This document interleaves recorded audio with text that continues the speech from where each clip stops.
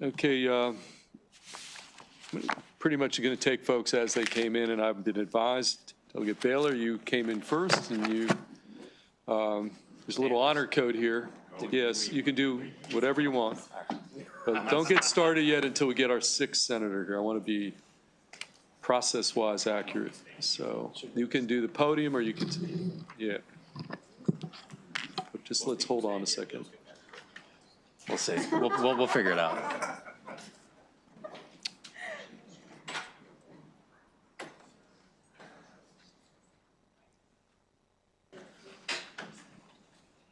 You know, Mr. Chair, I don't know if you know, but 8 years ago I was a spy on this committee for Miller. Really? Yeah. You know, that's a very important historical fact that I did not know about you. Okay. So you have history in this committee.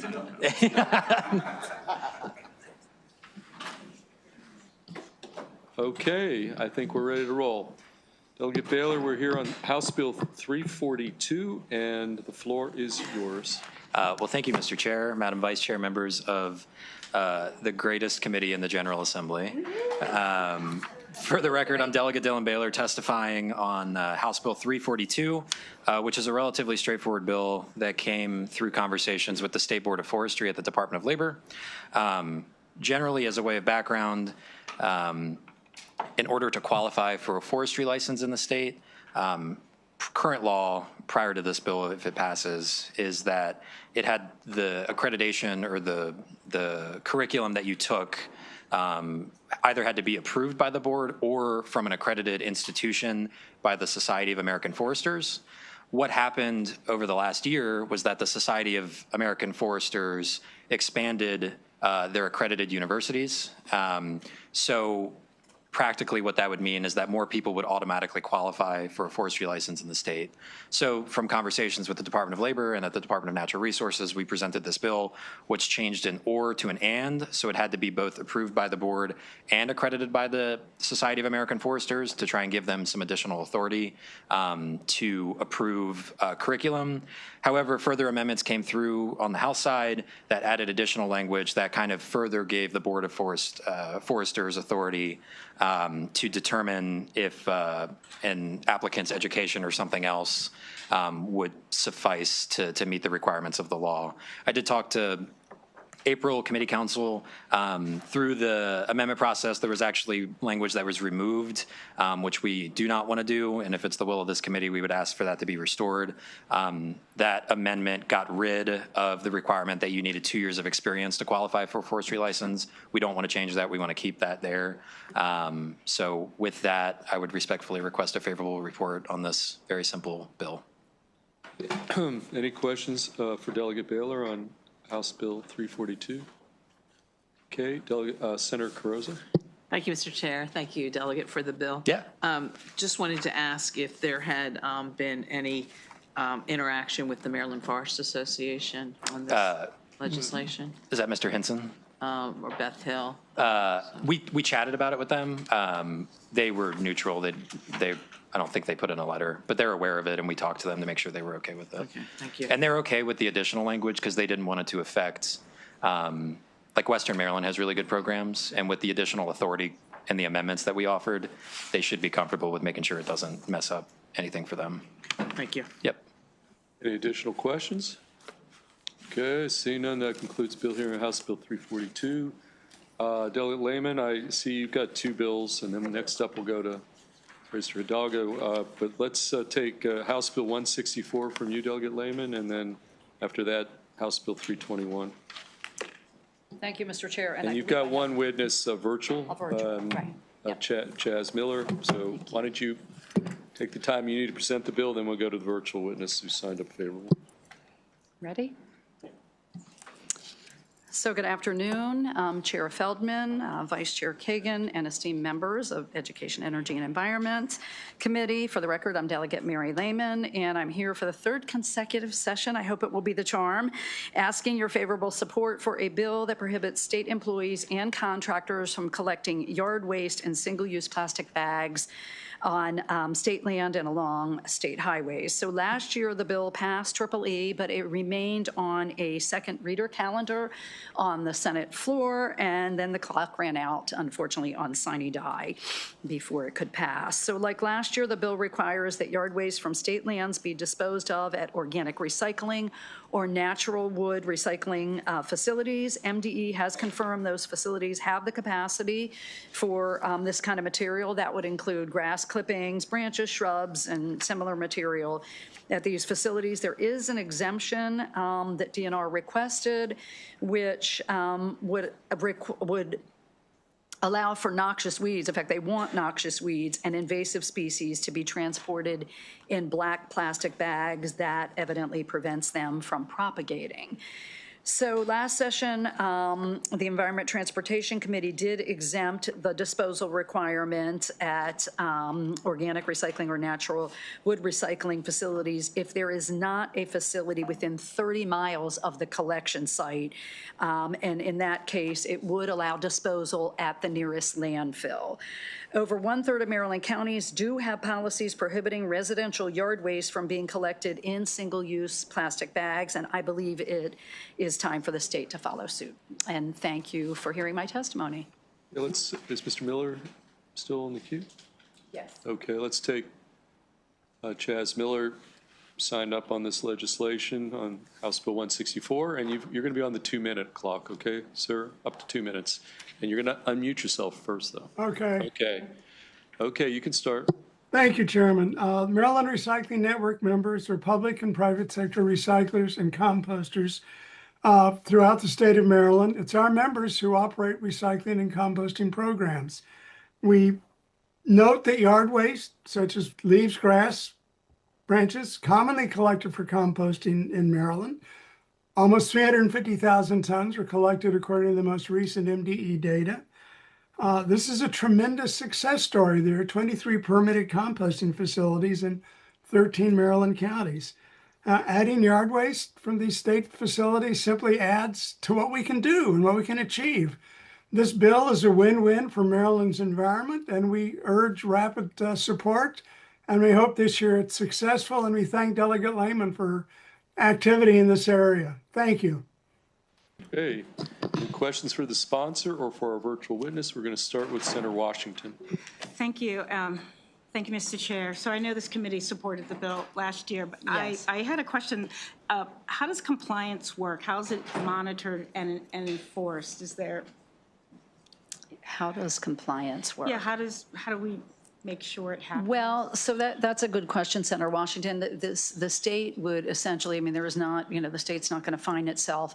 My probably personal concern, if there would be one on enforcement, would be when the state is using contractors. So the state will have to make sure contractors are informed of the change in policy and will presumably do spot checks on contractors to ensure they're not using plastic bags to haul away the yard waste they're taking. Okay. All right. Thank you. Thanks for the question. Okay, additional questions for the sponsor or for our witness? Okay, seeing none, that concludes bill hearing on House Bill 164. Good Layman, we're next at House Bill 321, and we've got yourself and then Richard Reinhardt here. Mr. Reinhardt, you're signed up favor. I was just He going to can say, join you I at do the have a table. witness here, Mr. Reinhardt. Okay. Thank you. Thank you. Sponsor Layman, why don't you begin? So good afternoon again, Chair Feldman, Vice Chair Kagan, esteemed members of Education, Energy, and Environment. Again, for the record, I'm Delegate Mary Lehman. Oops, wait a second. I'm rereading the last bill. I apologize. All that is true. Good afternoon again, committee, and I am Mary Lehman, asking for a favorable report on House Bill 321. As many members of this committee know, I know, Mr. Chair, you got involved 2 years ago after I had spent 6 years working on this legislation to attempt to track the disposal of synthetic turf playing fields. That effort finally paid off with a lot of assistance from E&T Chair Corman and Chair Feldman, and the support, also strong support of Vice Chair Kagan. And we found this middle ground on a reporting requirement that MDE would investigate the synthetic turf industry's practices and guidelines on sales, maintenance, reuse, and disposal of turf fields. The reporting deadline is this July, July 1st of 2026. So what this bill does before you today is it's going to extend that deadline to January 15th, 2027. The reason for that is that we think MDE and its consultants need that extra time to ensure a high quality and comprehensive report, which we think would benefit not only the state but its residents. The 2024 law directs MDE to include the following in this report: industry information and background, methodologies used for data collection, including public hearings and other public outreach, current industry practices and guidelines relating to sale, maintenance, reuse, and disposal of synthetic turf, current industry disposal methods, including known disposal locations, proper and improper disposal methods, current recycling rates and methods for synthetic turf and future recycling proposals, case studies and examples, and proposals for improving recycling rates. So why did I put this bill forward asking for 6 more months? Well, last fall, MDE representatives actually came to me with an update on the report, and it was clear they had not made very meaningful progress despite extensive research on the number, location, and ownership of the synthetic turf fields in Maryland by volunteers with the Sierra Club. And you probably heard from them. They identified more than 400 synthetic turf fields statewide in Maryland. So agency representatives actually came to me and asked for an additional year to complete the report. And I decided a year was too long, especially given all that information that had been provided by the Sierra Club. And so I thought 6 months would be a more reasonable extension.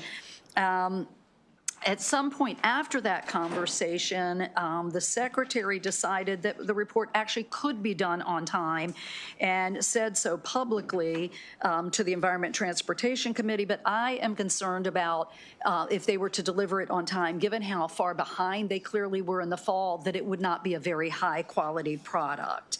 And I would prefer that it take those additional 6 months to deliver a more thorough and meaningful report.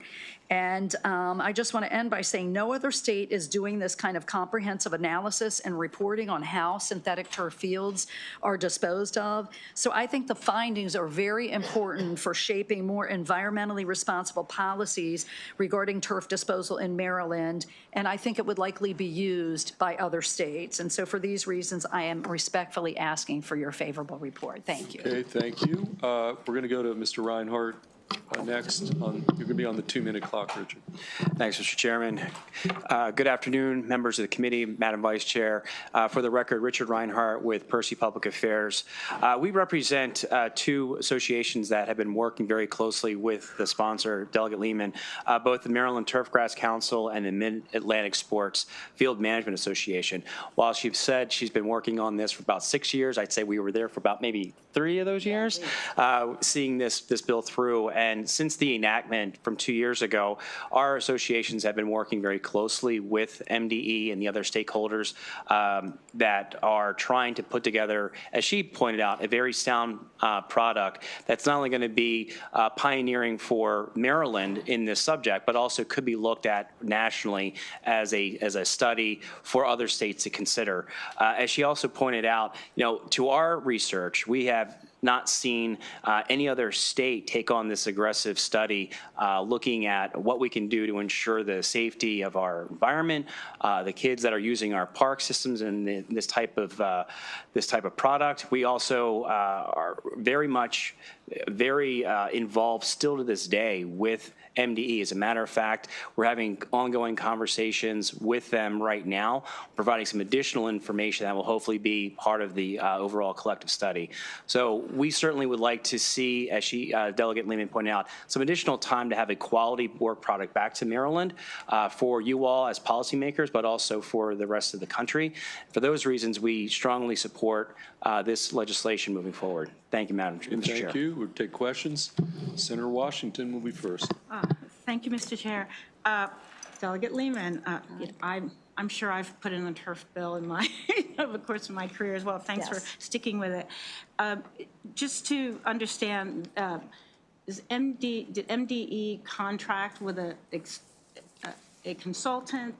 Just I'm kind of wondering exactly how the study is happening. You mentioned volunteers.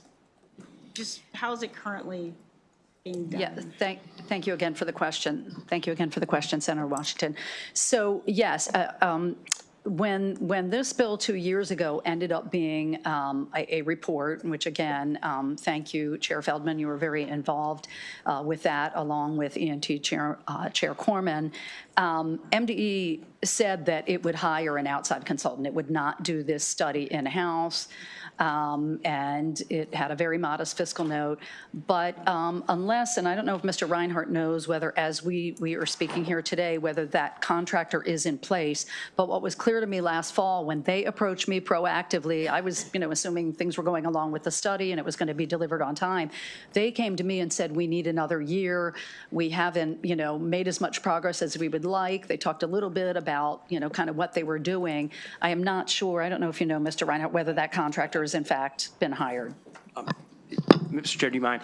Thank you very much for the question, Senator. I have to double check with some of the members of MDD, but I will say when the bill was passed back 2 years ago under House Bill 457, it was very specific that MDE, in consultation with the Synthetic Turf Council, other stakeholders that include local governments, county school systems, higher education facilities, and including other folks like us to be a part of that collective discussion. So I think in the aggregate, I can't speak as to whether or not the consultant's still in play, but I know that MDE is still having conversations with the stakeholders that were identified in the bill from 2 years ago. Okay, thank you for that, Mr. Reinhardt. And just quickly to your question, I think you were asking about the role of the Sierra Club.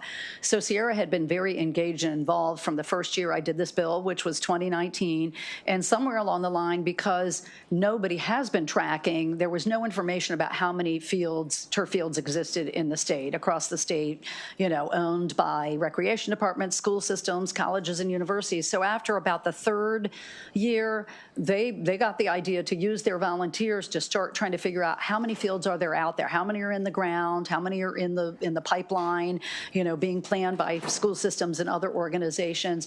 And they did very extensive research, almost entirely with volunteers, a lot of students that come through, records, looked at aerial photography, you name it. They used every trick in the book and came up with roughly, with the locations and figured out who owns these fields. And there are at least 400 that we know of. All right, thank you. Thank you. Additional questions? Okay, seeing none, that concludes bill hearing on House Bill 321. Thank you. Thank you so much. Okay, I'm going to call up Delegate well, I've got a bill from Delegate Fraser-Dogger, but we're going to have a special presenter. It's going to be Anna. Where's Anna? Is Anna here? Anna, why don't you come up, because you've been designated by Delegate Fraser-Dogger to make your first presentation of a bill, and I just want to call you up. Anna, set her home. Yes, so we're on House Bill 451. House Bill 451. Anna, floor is yours. Thank you all. Thank you, Mr. Chair, Madam Vice Chair. I'm Delegate Fraser-Dogger's Chief of Staff and Legislative Director. This is House Bill 451. This bill passed the ENT Committee with some amendments, as well as the House itself. House Bill 451 relates to the Maryland Zero Emission Electric Vehicle Infrastructure Council, or ZVIC. ZVIC brings together stakeholders from state agencies, utilities, General Assembly, local government, environmental advocates, and private industry to ensure that any infrastructure expands in a reliable, equitable, and cost-effective manner. The work group is currently set to sunset this year. They have put out their final report. And this bill simply extends ZVIC from this year to June 30th, 2031.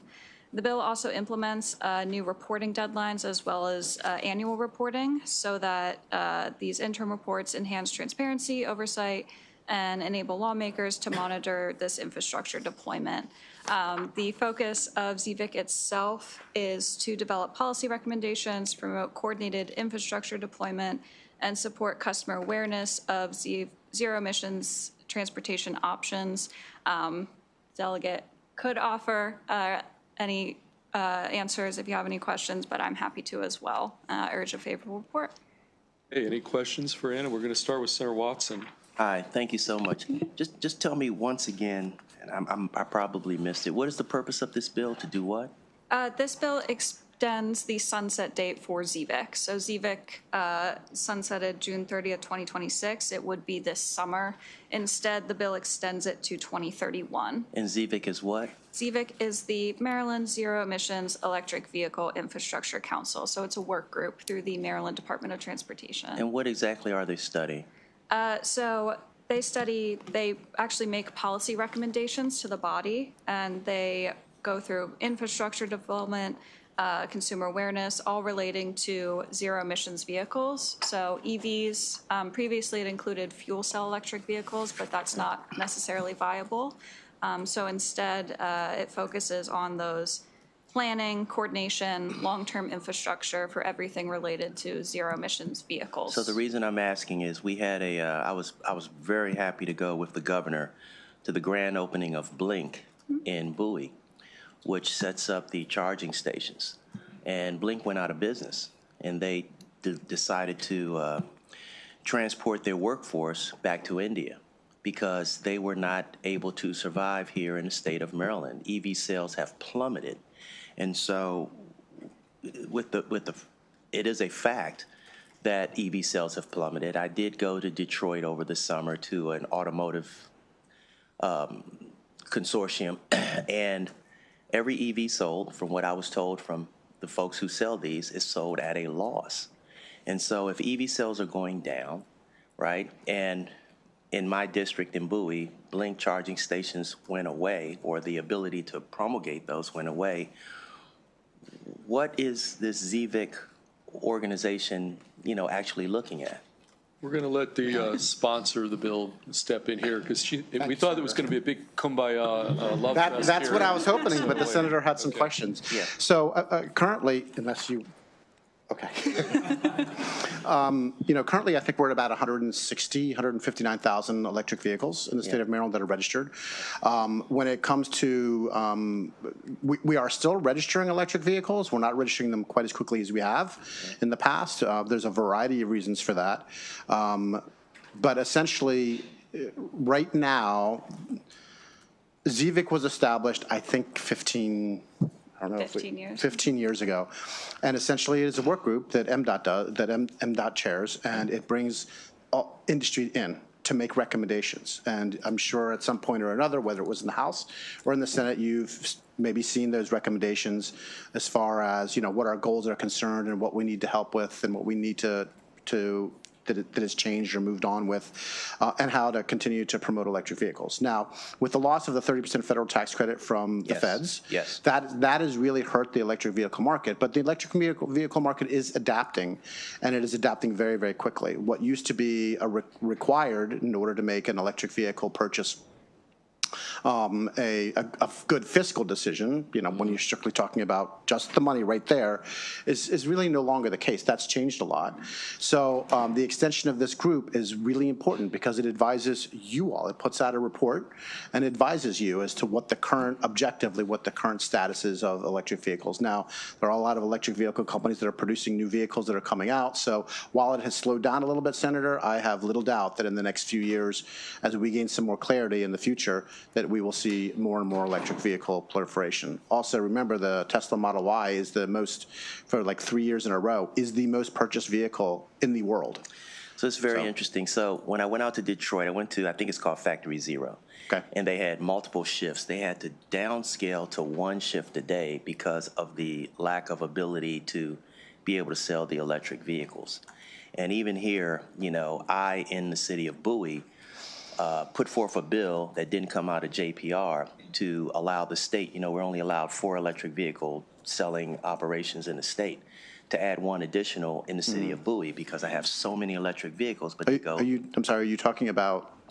I'm talking about places where you can purchase electric vehicles in the state of Maryland. We're only allowed 4 Tesla or anybody that is Tesla, specifically Rivian, any of those, right? that are just strictly EV sales. And trying to get one additional. And it just seems like everything with respect to EVs have just stalled. And, you know, I want to make sure that we continue to stay on a bleeding edge. I agree. And you and I have talked about electric vehicles for many, many years, and I appreciate you. I think everybody here I've talked with, they're probably all sick right, of me. That's right. So I was just curious to see, you know, what if the continued mantra of ZVIC was worth the squeeze, and if, you know, we should just continue down this path to see what we can resurrect to make sure we continue to reduce our carbon footprint. So thank you very much. Yeah, and I would say, because that question has been asked, and my statement, my answer to that would be, in the time now when things have slowed down because of kind of a bit of a tax from the federal administration, now is the time to dig in and really push hard and make those recommendations. Now is more than ever is when we need those recommendations, when we need ZVIC to exist, because we need that data now more than ever. All right. Thank you, Delegate. Thank you, Senator. Yep. Before it was called ZVIC, it was the Electric Vehicle Infrastructure Council. I actually served on that. Yes, you did. And April's trying to check. I think I might have been the sponsor of the original bill. Oh, it was in administration, but never mind. I can't take that. Well, with that said, Okay. you did recommend I jump on that a few That's years true. back. So Any additional questions for Delegate Fraser-Dalago or Chief of Staff? Okay, we do have, in the interest of, it's not, we have one unfavorable. Okay, we've got two virtual witnesses unfavorable. So thank you for your testimony. You can. And may I add one thing, Mr. Sure. Chair?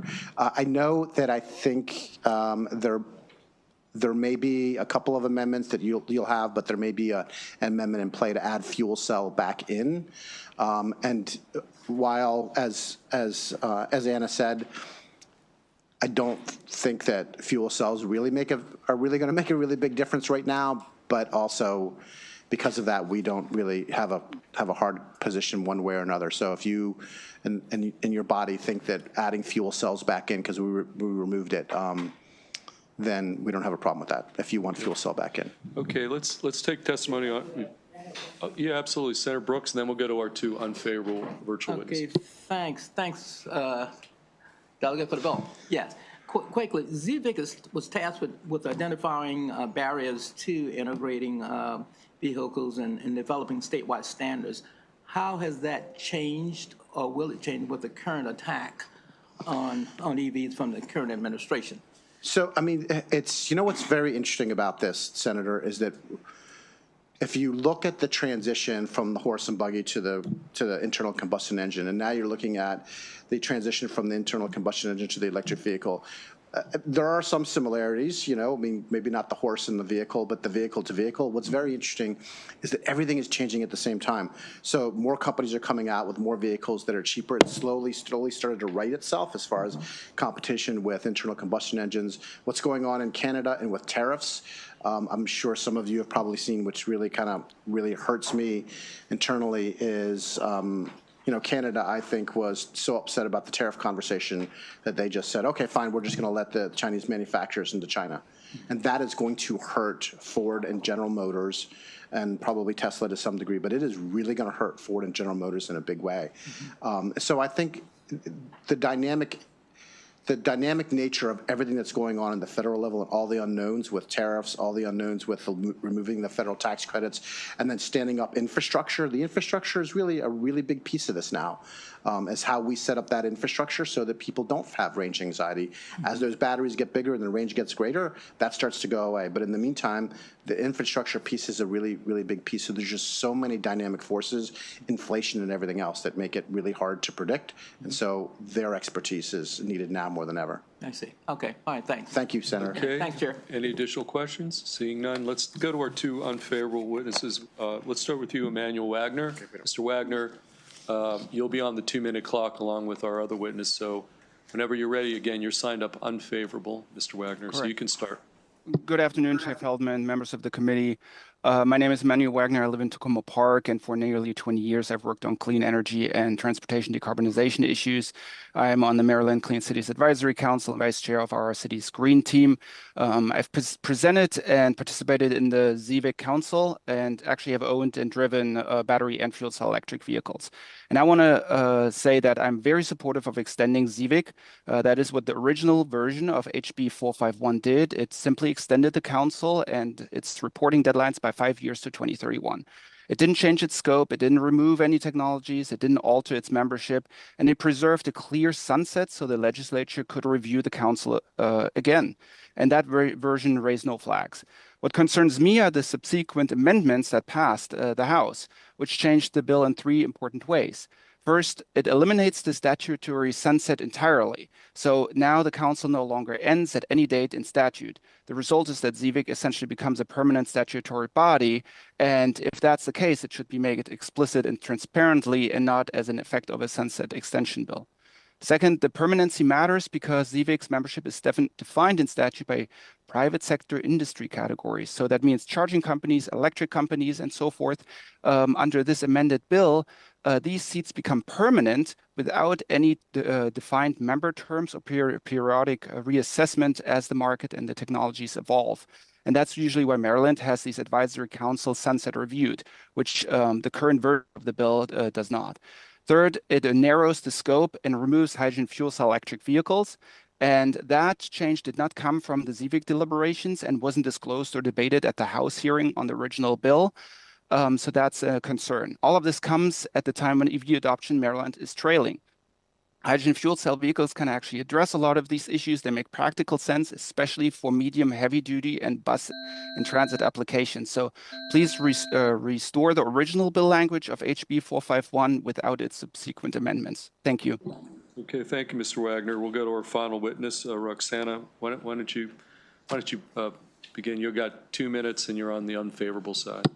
Thank you, Chair, and the distinguished committee members. My name is Roxana Bek-Mohammadi. I'm the founder and executive director of the United States Hydrogen Alliance. We're a business trade association advocating for hydrogen across all 50 states on a state-by-state basis. We are unfortunately not in favor of the current amendments, which excludes hydrogen and fuel cells. We would love to see that be restored onto the council. We do support the council's overall intentions. It is well understood that fuel cell electric vehicles are zero emission vehicles with zero tailpipe emissions other than water vapor. And we believe that there is no way to really call it a zero emission vehicle council without including fuel cell electric vehicles. You will miss the great opportunities that fuel cells can provide, especially to decarbonize our medium and heavy duty sectors, hard to abate sectors. So it's truly going to be an unfortunate outcome for Maryland to exclude the consideration of fuel cell electric vehicles. And with that, I conclude my testimony, and I appreciate your time and consideration. We would respectfully oppose the bill in its current form, and we would absolutely love to see the bill be restored to include fuel cell electric vehicles. Thank you. Okay, thank you. Any questions for the witness? Okay, seeing none, that concludes hearing on House Bill 451. Thank you, Delegate Fraser-Hidalgo, Anna, and the witnesses. Okay, let's go to Delegate Polakovich-Carr, then we'll go to Delegate Rosenberg. Okay, Julie, why don't you come up on House Bill 1084 on behalf of the Montgomery County delegation. I think we corresponded. MCPS did get the waiver that they requested today. So I guess the question on the table, and we do have witnesses, is with that, why do we need to even have this hearing or have this bill? So I'll put that out there for you, and you can take it from there, okay? Okay, thank you, Mr. Chairman. I wasn't aware that anyone else had signed up on the bill, but for the record, Delegate Julie Polakovich-Carr, I'm here in my capacity as chair of the Montgomery County House Delegation. This is a local bill that, as it came out of the House, would give Montgomery County Public Schools more flexibility in how they make up snow days.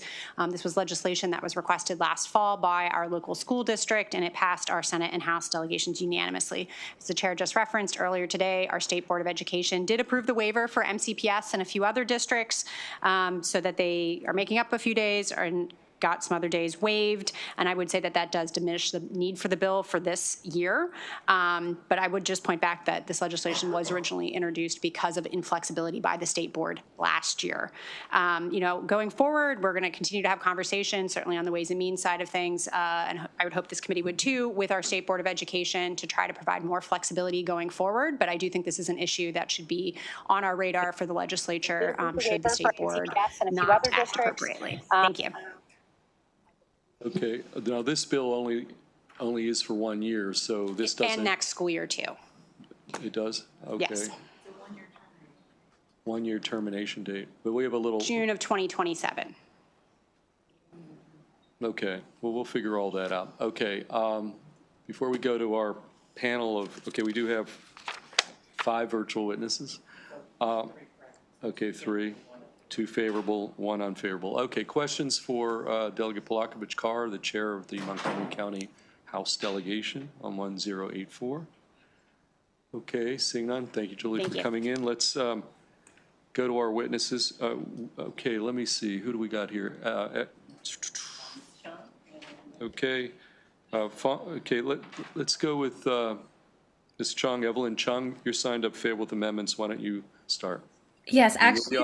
You'll be on the two-minute clock, so. Sure. Actually, we are unfavorable given the state board decision this morning. Okay, well, you can still testify in that capacity. Unfavorable. Thank you. My name is Evelyn Chung. I'm testifying today as the chair of the Montgomery County Council PTA's ESOL committee and consistent with the position of all of the MCC PTA education committees. We urge you to vote against HB 1084. MCPS proposed this bill in order to avoid extending its school year into late June, but today the State Board of Education waived its regulation to allow MCPS to end on June 18th. The State Board of Education and MST also will be issuing regulatory guidance to ensure schools responsibly plan their calendars going forward, including scheduling both regular and makeup days before Juneteenth. Please do not undermine this much needed state oversight. HB 1084 gives MCPS a legislative exception not just this year, but next year, while providing no guardrails to avoid the decisions that created this year's calendar mess. In recent years, MCPS has been reducing instructional days from 184 to 181 and starts the first half of the year with so many closures that only half the weeks were full 5-day weeks. It schedules most of our snow makeup days in the fall before snow arrives or in June after spring assessments and when absenteeism is high. This is the second year in a row in which MCPS's own planning has resulted in extending the school year. This year, MCPS did not even use all of its scheduled makeup days, request waivers of state holidays, or implement a virtual learning plan. Instead of fixing these calendar issues going forward, MCPS asked you for a hall pass, not just for this year, but for next. Our students cannot afford to lose instructional time. Only half of our county's third graders meet literacy benchmarks. Only about 1/3 of students pass the state algebra exam, and fewer than half of the students taking the SATs meet college and career readiness standards in both math and literacy. Due to MCPS's choices, teachers and students are scrambling this year to catch up on a week's worth of material for the state and national exams, sometimes skipping content. We need more state oversight, not less, to ensure that MCPS prioritizes its core mission of teaching instruction. Thank you. Okay, any questions for Ms. Chung? Okay, seeing none, thank you. Thank you. Let's go to our next witness, Fong Tai Pham. And you, again, you are signed up favorable currently, and you have up to 2 minutes to testify, so you can start. Thank you, Mr. Chair. Good afternoon to good afternoon to Mr. Chair, Madam Vice Chair, and the esteemed members of the committee. I am Fong Tai Pham, an 8th grader at White Oak Middle School, representing the student body and their opinions. Over the past few weeks, I've collected sufficient opinions from our staff team and the student body. Across students in 6th to 8th grade, 42 have responded. The data shows 2/3 majority in supporting the bill, including conditional support with amendments. About 20% had no position, while a smaller group opposed it. Some students that chose no position have reported not being able to understand the bill enough and believing that it has no effect on them. This does not mean it will directly weaken my data, though. They just need some clarity on how it will impact the county and everyone inside it. Students that have voted unfavorably have expressed concern about their education and how teachers will generally feel more rushed. Some students expressed concerns about their education, also indicated that they feel that their current system is fine. This shows that concerns are not with the current system, but how this new system would impact the workload and education in the future. For example, half days being turned into full educational days. Now, I would like to bring up my science teacher saying that global warming will be affecting inclement weather by a lot. So the main reasons why we have so much closure on these days, and we had a whole closure for the whole week, is basically on global warming. That is the end of my testimony. I fully support the bill, particularly if these concerns will be addressed. I urge a favorable report. Thank you, Mr. Chair and Madam Vice Chair and the esteemed member of the committee. Okay, thank you. Any questions for Phong Tai Pham? Okay, seeing none. Brings us to our last witness on this piece of legislation, Shana Young, signed up unfavorable. Ms. Young, again, you'll be on the 2-minute clock. Thank you to the members of the committee for allowing me to speak today. My name is Shauna Young. I'm a parent of 2 students in Montgomery County and opposed to HB 1084. As a parent, I do not have interest in adding extra meaningless days to the end of the year. However, we all have a role to play in our education system. As a parent, I advocate for my children's rights and needs and ensure my kids are ready for school. But I believe if this bill were passed, the legislature would be neglecting its responsibility to hold our county leaders accountable for making decisions in the best interest of children. This bill overrides the authority of our State Department of Education and sets a dangerous precedent that state legislators will bail out MCPS for poor planning, encouraging MCPS to continue making bad scheduling choices without adequate contingency planning or transparency. This request to meet instructional hours and not days is not based on academic strategy, and Montgomery County student outcomes are not significantly improving with the current calendar. MCPS has many tools within its control to ensure that students have adequate time for learning, and the state should hold Montgomery County accountable to use them. For example, MCPS has 17 weeks before Christmas, and only 9 are full 5-day weeks of school. MCPS should be required to create a schedule that maximizes school days early in the year before the risk of snow days and during times when instruction will be meaningful. This bill places the convenience of adults over the best interests of our children. While I understand the argument that extra days at the end of the year are costly and logistically challenging, this is also an educational issue. This result should prompt our school leaders to reform our system at the local level, not ask for bailouts that short-circuit both local and state accountability processes that are in place to protect the educational rights of our children. As for snowstorms, Marylanders cannot stop the weather or an act of God, but I was taught God helps those who help themselves. The state should hold Montgomery County accountable to fix what is in its control. Thank you. Thank you. Any questions for Ms. Young? Okay, seeing none, that concludes the bill hearing on House Bill 1084. Thank you, Delegate Vlakovich-Carr, for coming over. Case, Delegate Rosenberg, House Bill 663.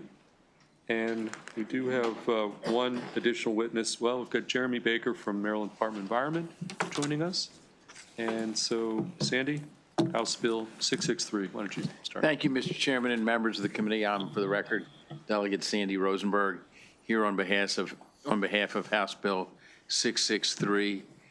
This bill was prompted by my reading that EPA was considering removing the designation of greenhouse gas emissions as endangering our environment, a fundamental holding of the law, of the science affecting this area of the law. And my question was, what effect will this have on our state, on the people of our state, on the environment in our state? The bill is the result of that, and bill as amended by the House, is not limited to greenhouse gas emissions, but to any change in federal policy, federal environmental policy that has an effect on the state of Maryland. any such change that has been approved by final action of a court, of a federal court.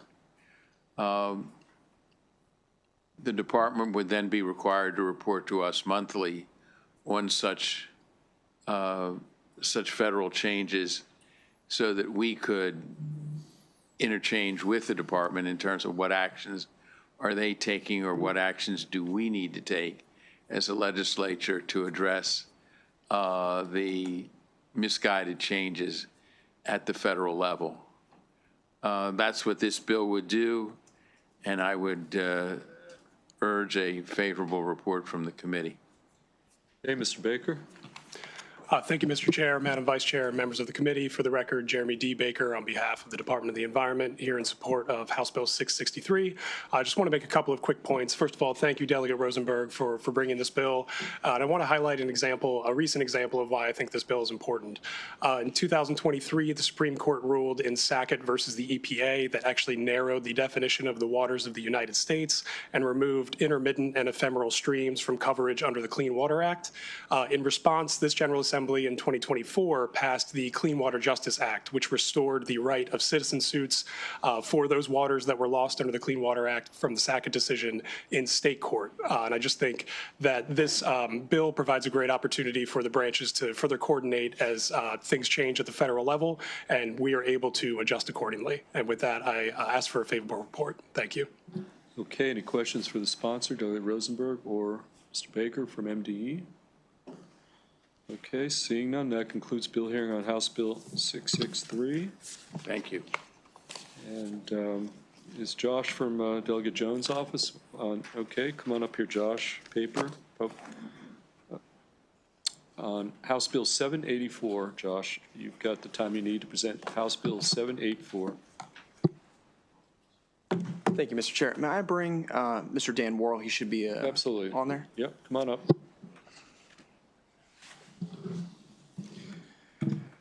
Thank you, Mr. Chair. For the record, my name is Josh. While we're at it, Dan, and then Matt Stegman's here too. He signed up favorable. Let's bring him up as well. Matt, okay.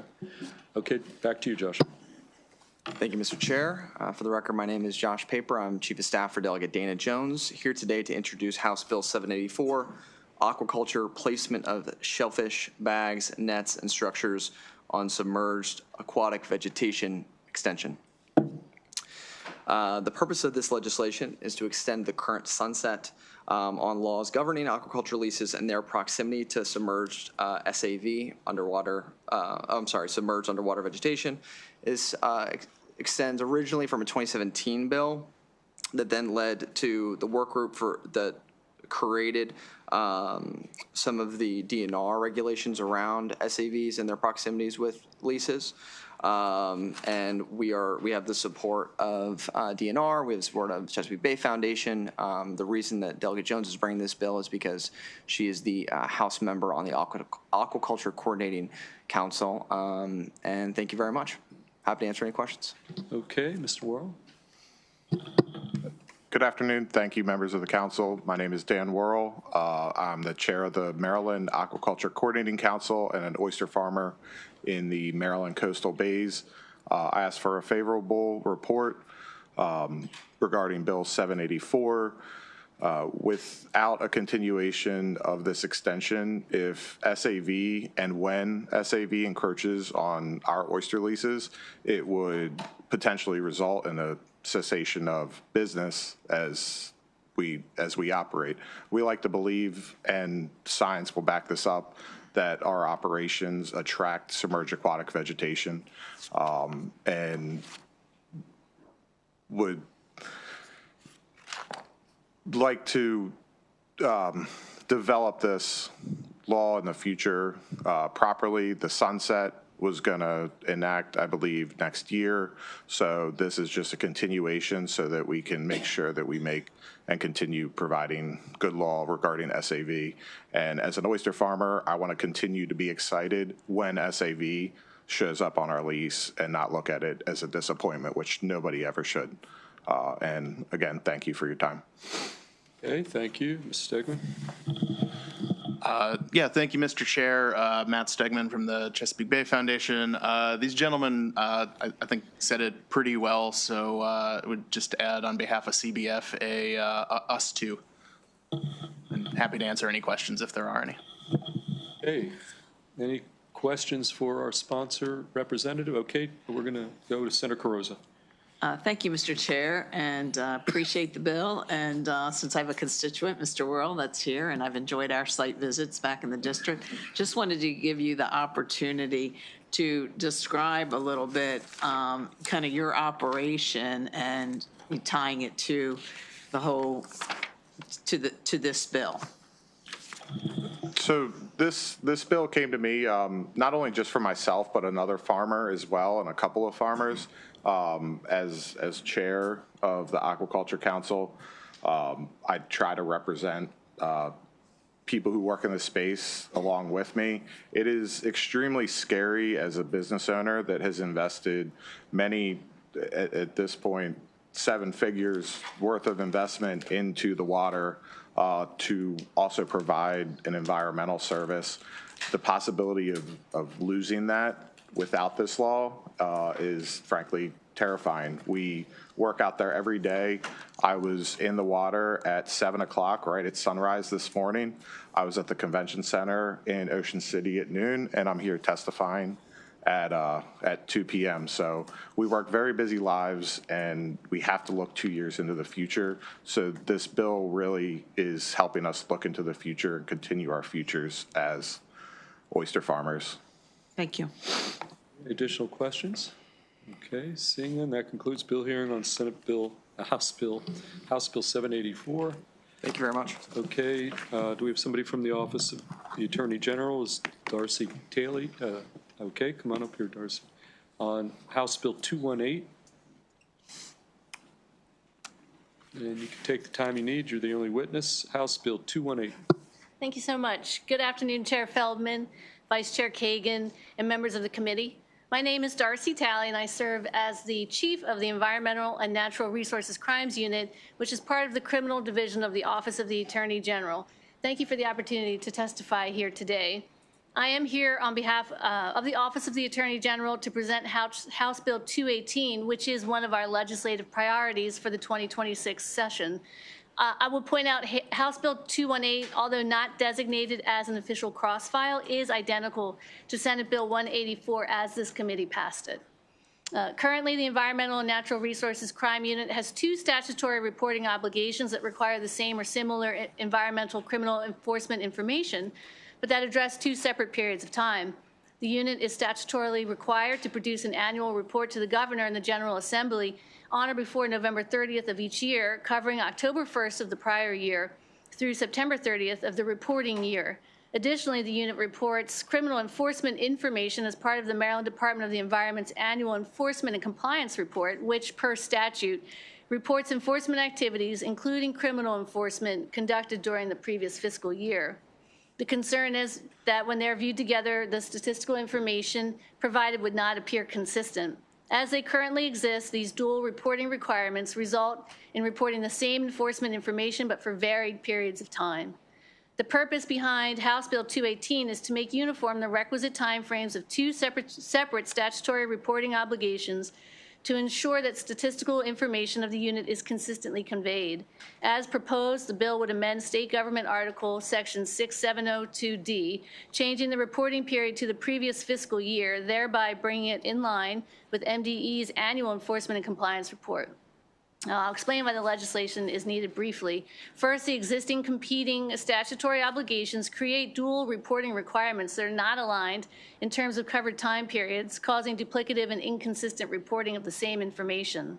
Second, the proposed bill aligns the 2 reporting requirements, combining the covered timeframes by amending the unit's annual reporting period to the previous fiscal year, thus better positioning it with the period covered by MDE's enforcement report. Third, this minor change will create uniformity, conserve resources, and streamline reporting without sacrificing any information or accountability. This will improve the transparency of the unit and further ensure that consistent enforcement information is reported and is available to the public. This legislation has been carefully crafted in consultation with the Attorney General's Legislative Affairs Unit and we believe it strikes the right balance between the competing reporting obligations. For these reasons, the Office of the Attorney General respectfully urges this committee to give House Bill 2118 a favorable report, and we appreciate the committee's consideration of this priority legislation. I appreciate your time and I'm happy to answer any questions you may have. Okay, thank you. We're going to take questions for our Office of Attorney General representative, Ms. Talley, and we're going to start with Senator Gallion. Thank you. I missed, what was the cross-file, or the, not quite the cross-file, but the similar bill number that you mentioned? Senate Bill 184. 184, okay, Which thank you. the committee passed here just recently. Any additional questions? Okay, seeing none, that concludes the bill hearing on House Bill 218, which brings us to our final bill of the day. Did you have a question on this one before we leave? Okay, House Bill 240, and this is a piece of legislation from our Maryland Department of Planning, and Joe Griffith's here, Kristen Fleckenstein. It's all good. Yeah, okay. Those are our two witnesses from Maryland Department of Planning, House Bill 240. And you'll be our final two witnesses for the day, so pressure's on. And we hope not to keep you very long. So, good afternoon. My name is Kristen Fleckenstein. I would like to thank you for having us here today. Chair Kagan, Chair Feldman, Vice Chair Kagan, and members of the committee. Thank you for having us here today. Secretary Flora was unable to join us today because of a longstanding commitment for a site visit. As her deputy, I would like to introduce you as well to Joe Griffiths, who serves as the director of our Planning Best Practices Unit. Once again, for the record, my name is Kristen Fleckenstein, and I'm here today for the Maryland Department of Planning's Bill 240. Under current law, the non-charter counties and municipalities are required to contact MDP and other applicable state agencies during the drafting or updating of a comprehensive plan 60 days before the public hearing, which is at the end of the process. Charter counties do not have to contact MDP at all about their comprehensive plans unless their charters require it. During the time leading up to the public hearing, in which local planning commissions recommend the draft plan to their local legislative body, more commonly known as the 60-day review period, MDP and other state agencies have the opportunity to comment and recommend changes to the proposed plan. We have received extensive feedback that if us or other local agencies provide extensive comments or amended suggestions to the local planning commission or board or government, that they do not have enough time to properly implement the proposed plan or the proposed suggestions in advance of the public hearing. To remedy this, MDP is proposing a simple addition to the land use article that would require local jurisdictions to contact the department when they are already mandated to provide their 10-year comprehensive plan review. What we would like to do is have them, rather than contact us at the end, to contact us in the beginning. With this notification, MDP will connect the local jurisdiction to guidance materials developed by our agency and appropriate sister agencies related to best practices, state laws, and other resources that may support the review, revision, or amendment of their comprehensive plans.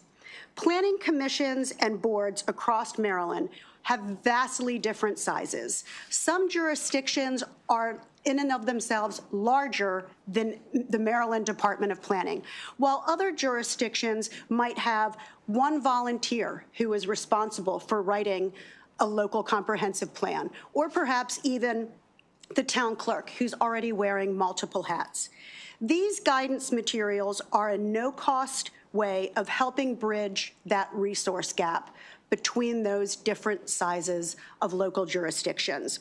It allows them to connect to the Maryland Department of Planning's best practices so that they can make more informed, impactful actions in their local comprehensive plans. With this connection, it is the aim of MDP to reduce the need for comments and suggested amendments to local plans during that 60-day review period at the end of the process. That way, local jurisdictions would have a clear understanding of the state's expectations and even legal requirements for comprehensive plans through the guidance materials provided at the beginning of the 10-year review. For added context, I would like to share with you that the Maryland Municipal League and the Maryland Building Industry both submitted favorable testimony for this bill in its House version, and the bill did pass the House with no dissenting votes on the floor. And with that, we are here for any questions you might have, and we urge a favorable report on House Bill 240. Mr. Griffith, are you just here for questions? Or you're going to testify? Mostly. The one thing I will add is that we have already... Give us your name. Oh, I'm sorry. Yeah. Thank you, Chair and Vice Chair. Joe Griffiths, Director of Planning Best Practices for the Maryland Department of Planning. Deputy Secretary Fleckenstein summarized the bill well, and the purpose. The one thing I will add is that we have already started a few pilot projects, engagements with local governments to test out the kinds of resources, the kind of communications that we would be implementing as part of this bill. That's with Allegheny County, Snow Hill, and with Charles County. So we are already working on the framework for the kind of response we would provide after they notify us. Okay, any questions for either of our two witnesses from the Department of Planning? Vice Chair Kagan. Thank you, Mr. Chair. Ms. Fleckenstein, Deputy Secretary Fleckenstein, thank you for being with us, Mr. Griffiths. Two things. First off, MML, their testimony is favorable with amendments, but the text appears that they were satisfied. So I just wanted to say that publicly, since you had said that they were favorable. So just want to say that.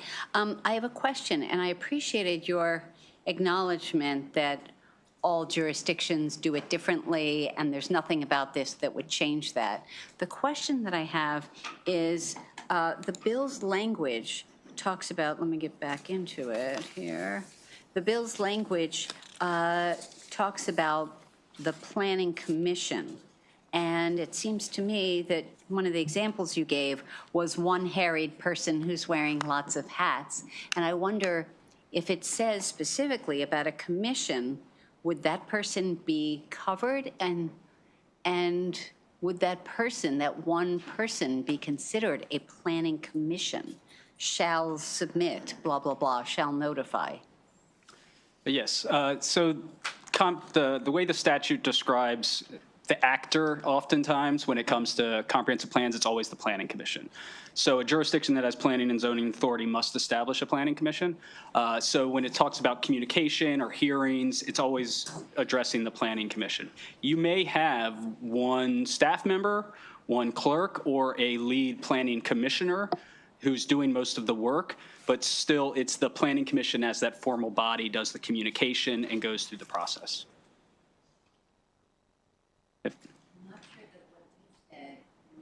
The secretary said are completely in alignment. So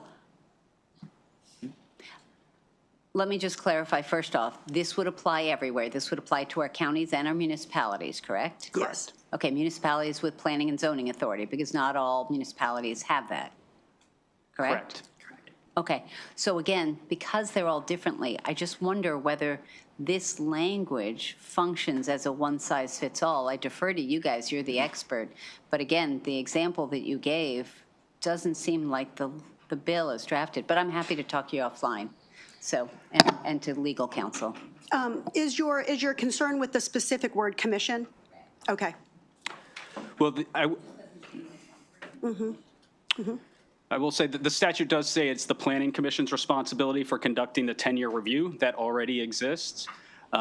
Whether or not the Planning Commission, every member of the Planning Commission is engaged on every single aspect of that review is it's something that's decided locally. It may mostly be a staff member. Sometimes they'll set up local advisory boards, but it could Be a city manager. Absolutely. Correct. So again, the words "a planning commission shall notify," but again, I don't want to take the committee's further time. Thank you. Okay, additional questions for our witnesses? Seeing none, that concludes the bill hearing on House Bill 240 and completes our bill hearings for today. When we are off stream, I just want to